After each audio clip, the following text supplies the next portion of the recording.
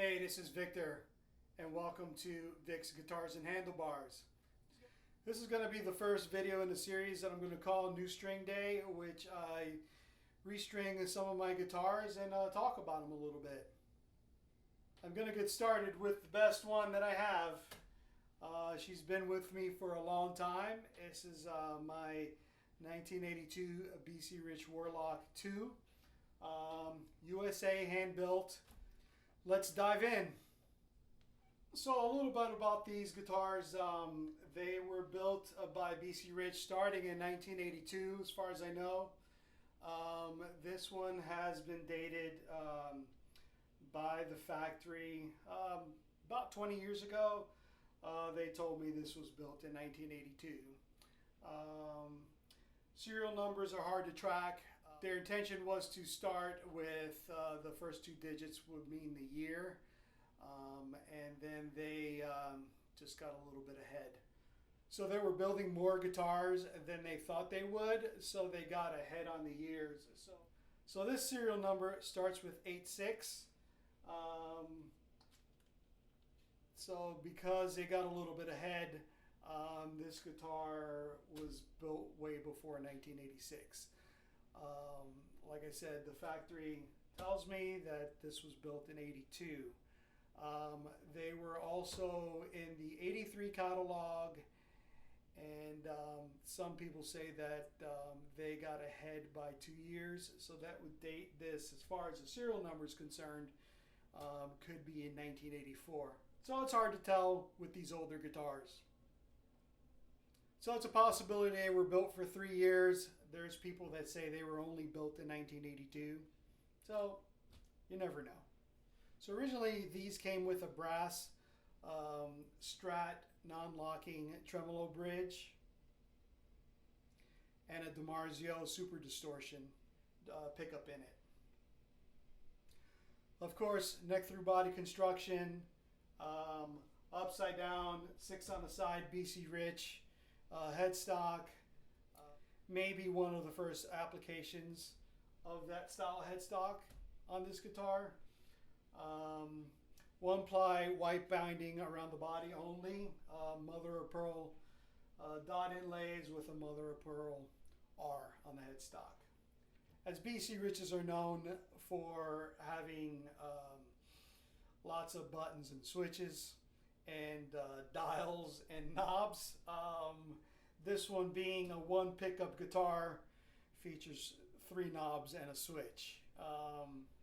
So basically you'll have a volume, a tone, then you have a preamp switch, which is basically a nice clean boost, and then a volume for the boost. I'll demonstrate that later after I get the new strings on it. So basically my story with this specific guitar, I bought this in about 1989. It was completely stock at the time. So not too long after I bought the guitar, I had a guy by the name of Rod Schofer, who was famous for building guitars for Richie Sambora and Vito Bratta from White Lion. I had him install a Floyd Rose original in it. This was probably about 1990, not too long after I bought the guitar. So he routed it so he can recess the Floyd into the body because there's just not enough neck angle to be able to get nice low action. Also routed the back out so you can pull back on it. Because the way the cavity for the springs is routed, you really can't pull back too far. Plus I have a fat block in it, so you can pull back some, but not real far. I also, right about 92 or 93, I put a DiMarzio Super 3 in it. This is right as that pickup came out. I always thought it sounded good. You know, pickups are kind of like a personal thing. Either you like them or you don't. But I really liked the way the Super 3 sounded. It was much hotter than the Super Distortion that was originally in it. And actually, not too long ago, that pickup kind of just started getting microphonic and went bad. So I put a new one in it. This one, my original one, had chrome pole pieces on it. This one has black pole pieces. Getting back to the Floyd Rose, we did put a lock on it. We opted not to put a Floyd Rose lock at the time. We opted to go with a Keller string lock because that's installed after the nut and you don't drill through the neck. At the time, the Floyd Rose locking nuts, you had to drill 2 holes right through the neck, and we didn't want to weaken that part of the neck. So moving along, stock Schaller tuners on it. Just had to replace one of the washers that went bad, but otherwise the guitar is pretty much original with the pickup. We did a fresh rewire of everything because things were just getting a little bit funky in there and old, as you could tell, as you could see. Original wiring from 1982 in this dry Arizona heat doesn't work so great.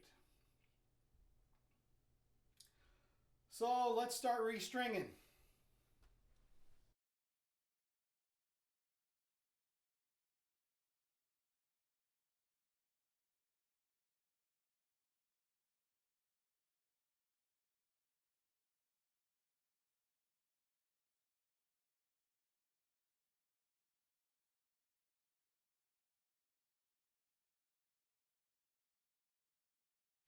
All right, we got her all tuned up, all locked in, and plugged into the trusty Marshall Silver Jubilee.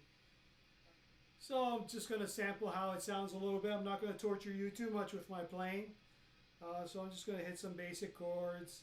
I'm going to first roll off the tone so you can see the tone, what it does. And then I'll play a little bit with the preamp, the clean boost.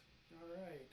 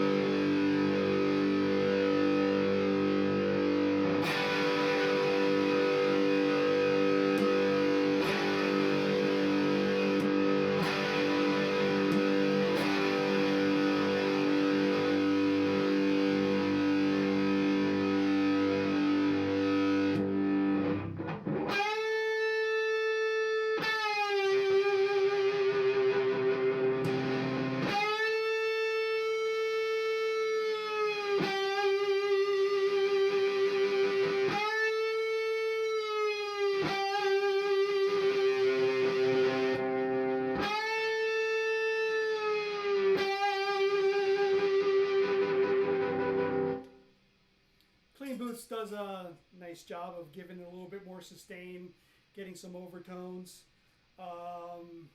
The other cool thing about the boost is that since it has its own volume, you can kind of use that to clean up your sound a little bit. Roll off the volume on there, and then when you want full volume, just flip the switch and turn it off, as so.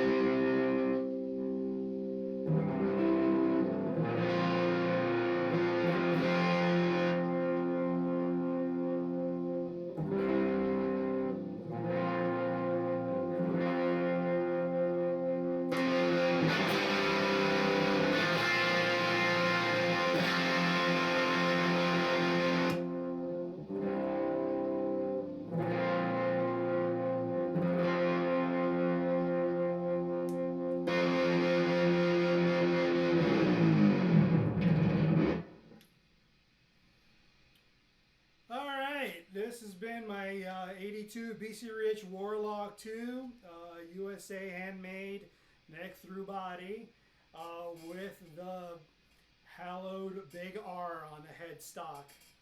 This guitar, I mean, it's been with me since 1989. It's been through hell and high water with me. I've done some studio stuff with it. It's sat on a stand. I'm originally from New Jersey, so it's, you know, the humidity's real high there, so it sat on a stand and got to the point where the strings are rusty and you just strum a G chord and it was pretty much always in tune no matter what. No matter how bad the string got or how long the guitar has sat, it's always been playable. It's always been a great companion at this point. I've had a bunch of people offer to buy it from me, but I think I'm going to be buried with this thing. It's just been with me for so long. It's been a guitar that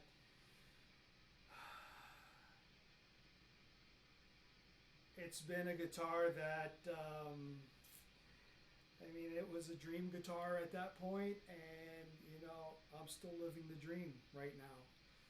So if you like this video, please like and subscribe. I'll do some more. Please leave a comment. Ring the bell for notifications. And I'll see you soon. Ciao for now.